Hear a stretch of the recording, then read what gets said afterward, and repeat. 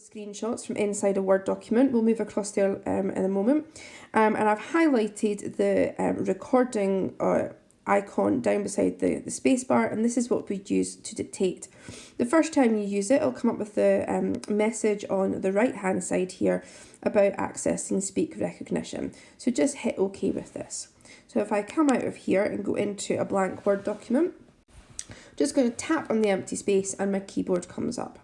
Now, you're not going to hear what I say as I dictate, but you should be able to see it come up on the screen. The reason for that is because the iPad is using the screen recording to record my voice, so it won't also record the dictation.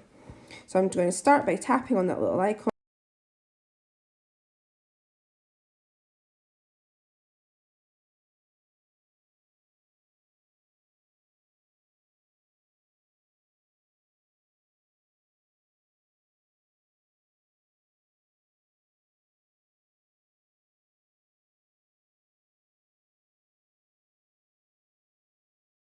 Now I can see that it's picked up one of my words wrong, so part of that's to do with my accent and how I spoke, but that's easier for me to go back and correct itself.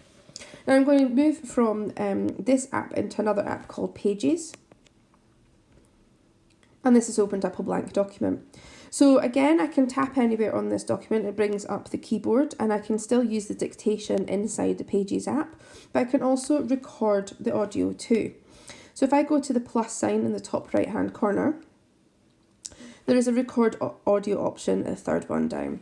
So if I tap that, it brings me up a bar along the bottom of the screen, which allows me to record. So if I press that, I can then talk away and it will record my voice as I'm talking. And I'm going to press stop, and you can see that it has recorded that.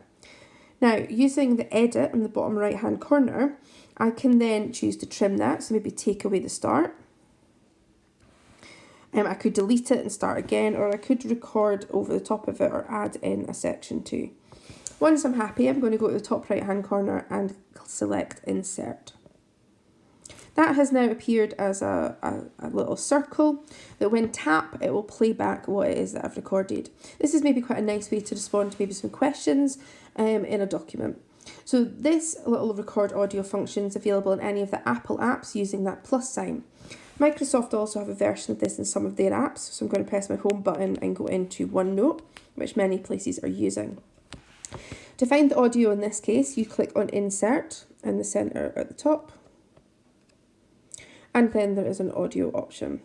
The audio starts straight away and it starts recording as soon as you open that up.